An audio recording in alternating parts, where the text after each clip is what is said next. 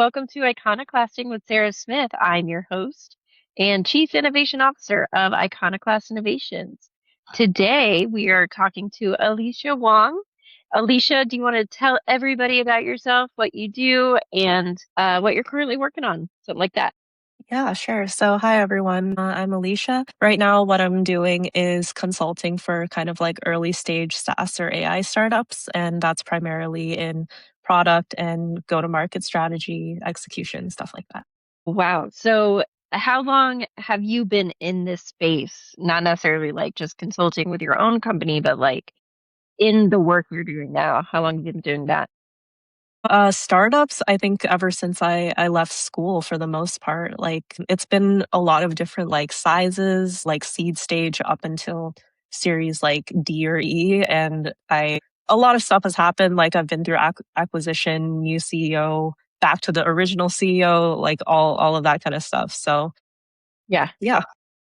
So for some of my listeners probably aren't super familiar with like pre-seed, seed, series F. Can you go through kind of like your definitions for that? Which this isn't a test, so you don't have I'm to be sure there's exact, an but official definition somewhere, but for the most part, I think the rounds just refer to your funding stage. So when you're like seed stage, it's like, oh, you usually have, just a handful of employees. Maybe a VC gave you or an angel investor gave you like tens of thousands of dollars. It's not in like the millions or Mhm. billions that you hear about some of these like crazy big startups. Like I think Anthropic and OpenAI are something like a Series F, and it's like billions. But yeah, it's just kind of like a quick way to gauge like how early are you versus how big you are, that sort of thing.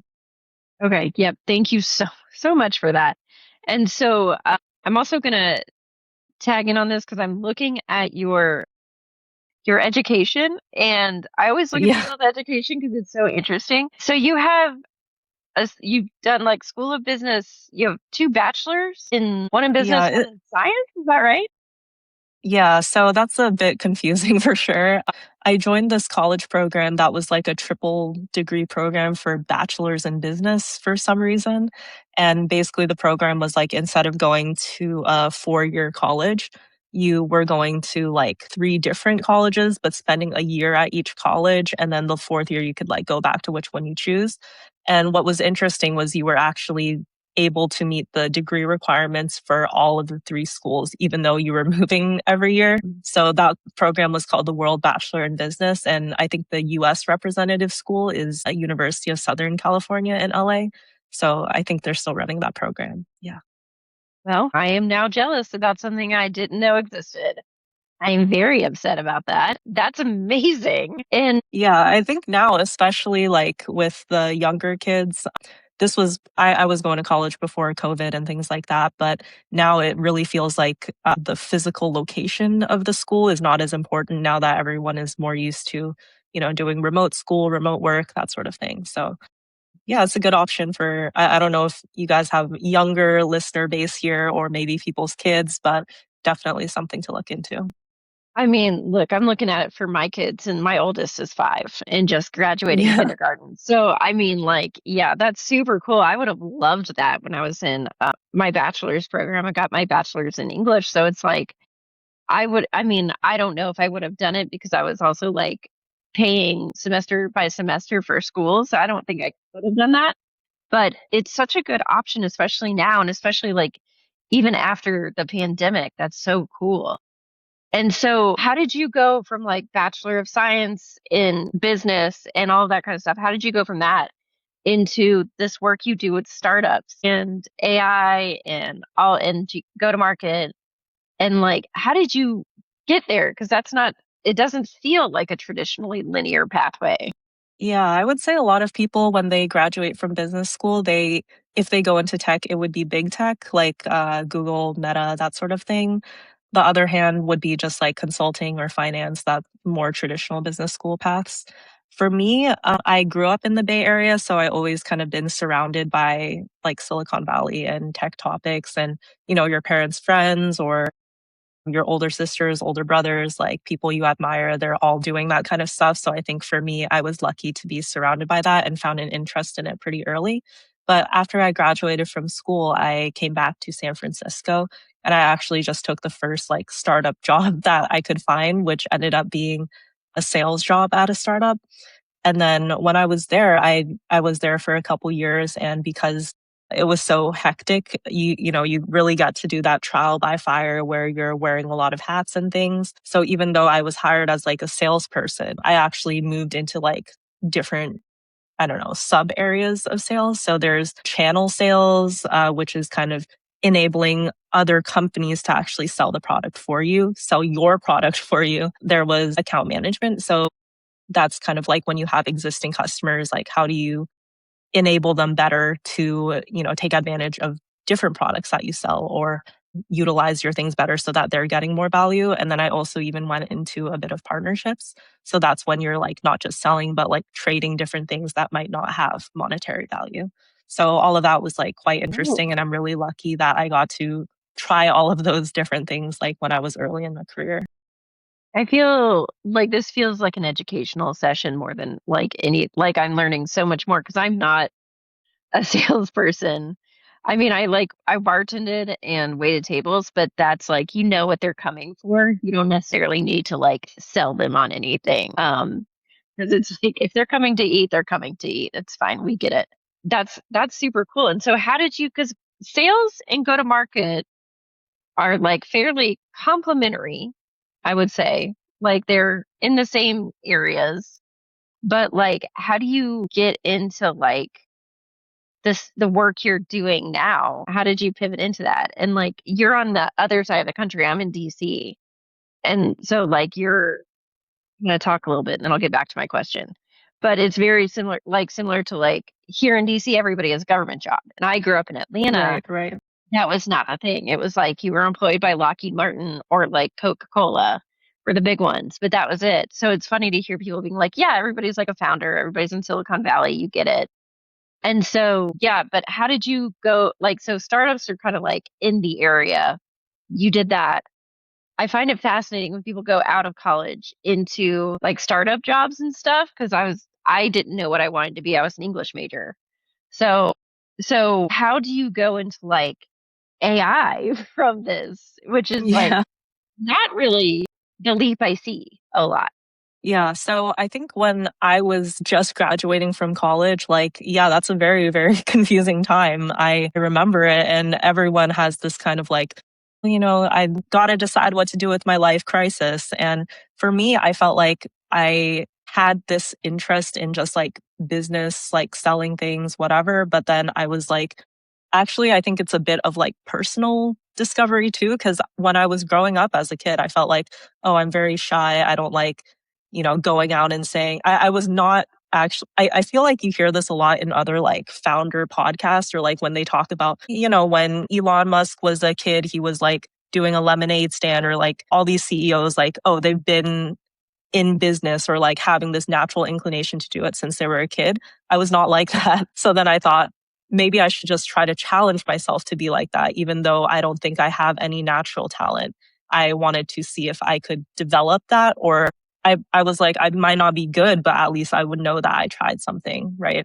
So that's kind of why I decided to go into sales, because I was like, oh, at the core of every business, isn't it just sales? Like just like what you're saying with working in restaurants or wait staff, like really at the end of the day, it's just you're trading money for something. So I felt like that was something important to start my career with. Yeah.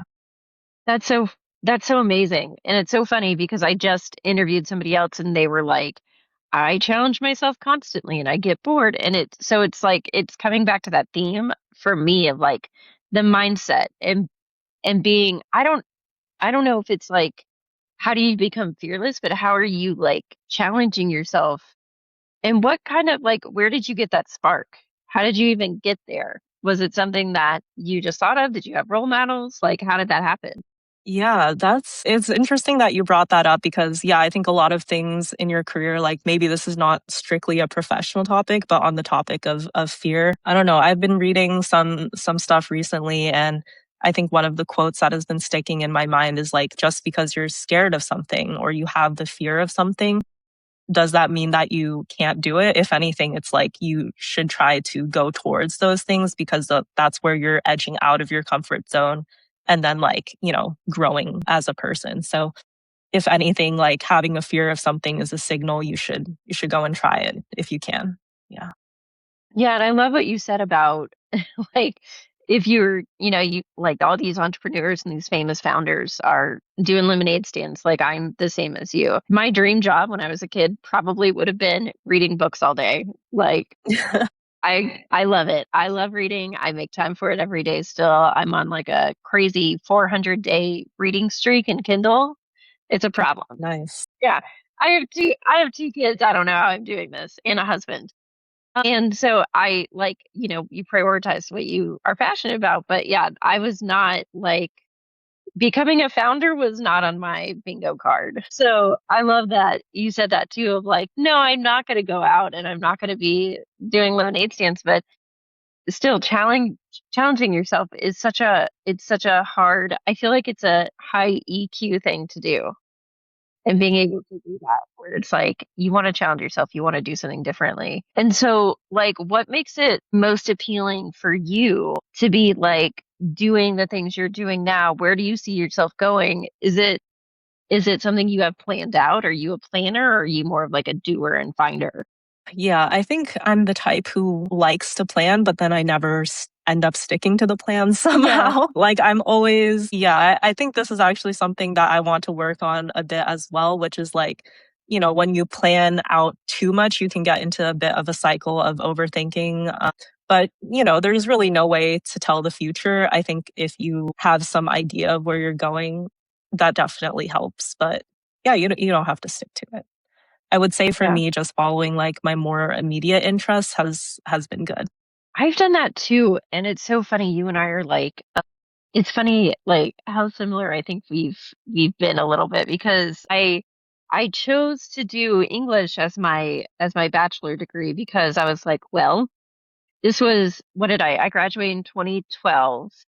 And so and I from college and then I graduated high school. I took like a 6 year long pathway so I was paying for it myself. And so like I graduated high school in 2006.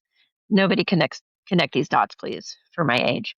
But and I went to a tech college and then I transferred into a university. And so I was like, so 2008, the crash was right there, right?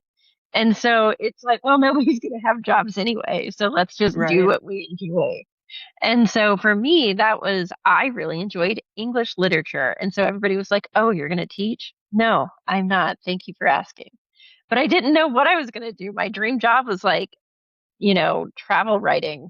I did none of that. I didn't even know how to get in there, right? And like, so I didn't do any of that. And I ended up falling backwards into tech. It's so weird. But yeah, I just kept chasing those things that interested me. It's like, like how ravens are always attracted to shiny objects. That was kind of me. Yeah. Yeah, and that's really cool. And I heard this really interesting story the other day. I think it was like some other podcast, but there was a woman who she works like as some kind of like people or HR exec at a tech company, and on the side she was working on like a exercise development app or something, like one of those home workout types of things. And then she was Hmm. actually saying like back when I was in college, I was working as like a Pilates instructor. Like she had a certification and everything. And then now, even though she can't code, she's making this like home workout app. And she was like, something that actually I didn't realize my skill set would connect over is like, I was very good at, cueing people how to actually do the movements in Pilates. And now she's like telling the AI to generate an image in that way. So it's like you really never know what skills are going to end up popping up later. So you might as well just do something that you like. Yeah. I am astounded. I never thought about that connection before about It's like, so crazy. I'm still thinking about it. that's going to stay with me probably forever because, like, okay, Pilates is so freaking hard. And if you don't have somebody cueing you well, it's worse. And so, like, It looks so easy from the outside, and when you try it, it's yeah.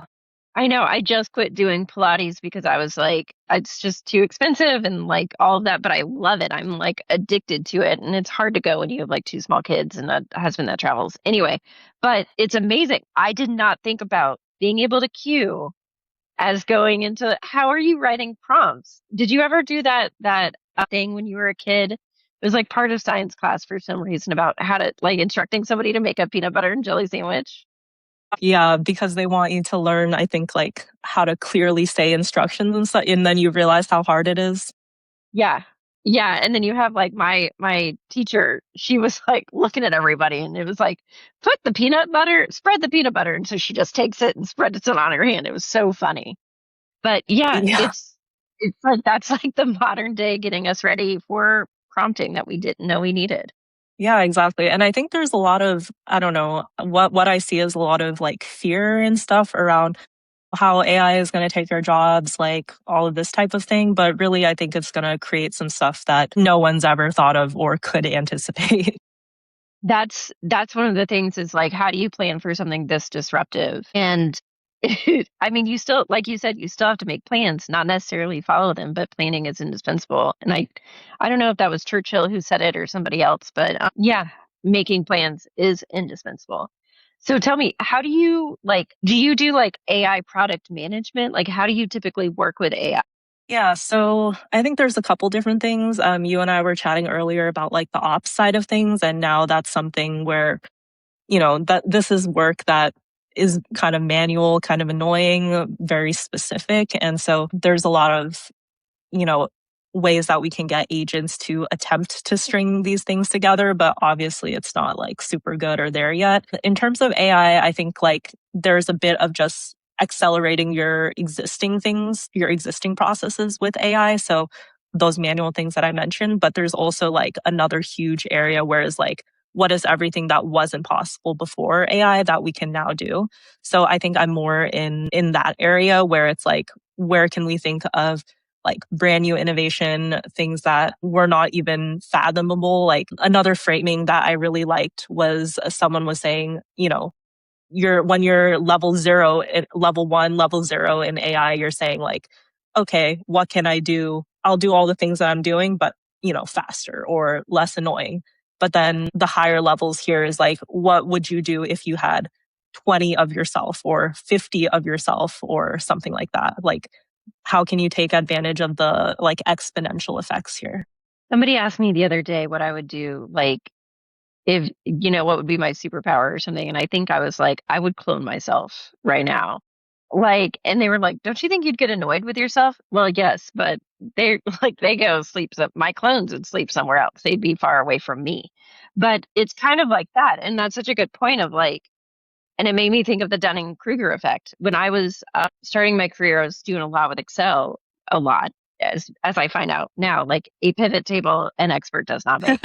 Right. But knowing how to do it, it was like in 2012, that was like big news, So cool. right? Yeah. Yeah. So it's like, ooh. But as I learned more about Excel, I was like, I don't know anything. Like my sister's over there doing like these complicated strings of equations, and I'm like, I'm out. I'm done. And now AI does it. So what does it matter? Right. Right. But yeah, that's a good point of like, how are you thinking about it? Especially if you're level 0 or 1, your thinking is going to be different. But do you feel like there's a Dunning-Kruger effect happening there? It's like the more you find out, the more you realize how much you don't know. Yeah, I think definitely. But another thing about AI right now is just like it's changing so much every day. Like there's the new models are coming out. Like even if you think you're about to figure something out, it might change the next day. So I think everyone's a bit in this like honestly, like even people that I talk to in tech who are like working at OpenAI or Anthropic or any of these hot startups, like even they are feeling insecure or scared. They're like, I feel like everybody knows more than me. Like that's just the attitude honestly everybody has. And I don't think you can let that stop you. That's kind of cool because it's like very humbling of like it's almost an equalizer of and we haven't had something like that in a long time, I feel like, where it's like we're all constantly learning and it's all kind of a fire hose effect, where it's like, how do you even keep up? Because so much stuff is changing. Yeah, for sure. I think there's like this mindset shift of just, you got to do what you can and that's all you can do. Yeah, like set your parameters, like don't let it consume you because it very well could. Yeah. God. Well, and the most recent conversations I've been hearing a lot are like the tokens and the cost of tokens and how it's outweighing like the cost of actual humans. And then AI washing. Those are like the two things that I'm hearing constantly, which is like AI washing, meaning we're, reducing our labor force because AI can do this. Like saying AI is going to replace this, so this is why we're doing riffs when it's not actually, maybe not even actually true. Maybe it's a lack of strategy planning on the organization side. Yeah. Yeah. I Have don't you know. been It's seeing hard that to say too? what's going on outside of the scenes, but Hmm. yeah, I've also heard a lot of, I don't know, maybe it's a conspiracy theories or just, I don't know, other theories. But people are saying, a lot of places overhired during COVID and now they're like just trying to scale back. And yeah, a lot of things are not being replaced by AI. A lot of times when you hear about those like massive layoffs and stuff, in like another 2 months, they put up the job posting again. Yeah. Um, yeah, I don't know. It's a mess. It is a mess, and hopefully we'll get out of it soon, is what I'll say. So, Alicia, tell me, what is one thing that you would tell somebody who is starting their journey and, like maybe they are in the place where they are right now, but they want to go somewhere else? What would you tell them? Yeah, I think for me, like something that was important is just kind of like believing in yourself. And then, yeah, like we talked about earlier, going after the things that you like, even if you don't feel like it's something that's, I don't know, going to be good for you. Like you just straight up don't know at Hmm. times. And there was also times I want to mention that I didn't believe in myself that I could do things, but I was able to have like people around me, like friends or family and stuff who actually believed in me more than I believed in me at times. So I think that if you can find that, it's something valuable. Yeah. Okay, so find people to hype you up, follow the Yes. things you like, even if you're not sure you're going to be good at, and be willing to be uncomfortable. That's what it sounds like. That's amazing. This has been an incredible conversation. I'm super excited that we got to talk and learn more about you. Is there a place where listeners can find you? And I'll put everything in the show notes too. But where can Yeah. they reach you? I think two things that I'm working on right now. One is I have a Substack where I talk about like AI and product management topics. So if people are interested in that, you'll have the link there. And Yeah. then other than that, I also like vibe coded a Mac app that I put on the App Store. So if you guys are interested in that as well, we'll share the link. Yeah. What's the app? I want to know more about it. It's just, oh yeah, I should have explained. It's just like one of the focus timer things. So one of Yeah. the things that okay, I don't know if it's just me, but a lot of the focus timers that I saw on the Mac App Store, they have that like circle. So it's like you're counting down the percent of the circle. That was their Hmm. visual thing. But to me, that was like not clear because I didn't grow up reading that type of clock a lot. Fascinating. So the way that I like to visualize the time going is just like a bar and it's like half 75%. Like that's just way easier for me. And let this be another lesson actually, which is that like now with AI vibe coding, that sort of thing, like if there's something that's not exactly what you want, you can actually make exactly what you want. So I did that for myself. Yeah. Incredible. And I love that. You didn't have the circle. What did you grow up looking at? Was it like the digital like kind Yeah, of I thing guess so. or? I would just know it's just like reading out the time with the little 8 thing. Yeah, like I feel like that's the one that was in my house, not the circle one with the hands. That's so Yeah. funny. Yeah, and Yeah. I'm gonna make a daring assumption that you're probably younger than I am. So that makes sense. It makes sense. Yeah, because I'm trying to think if we mostly had analog, like those circle clocks. So yeah, Mm, makes sense. I hate yeah. those, I by the I way. Still remember can't when I read them. was in school, they in like I don't know, math class or something or maybe an Hmm. IQ test, they would make us they would print the picture of the clock with the hands and Yeah, say what time is it? I know. We would do that in my French class, and I'm like, not gonna do two things now. Like this is Yeah. awful. Yeah. Yeah, it always takes me a second to parse. So I was like, I don't think this kind of timer works well for me. Yeah. Yeah. That's so true. I love that. And we're finding out more about neurodivergence and different things of how people like to learn. So that's great. And that's very accessible. That's awesome. I love that. Cool. All right. Well, Great thank talking you with you, so Sarah. much. Yeah, we will talk to you soon. Have a great day, everyone. Bye.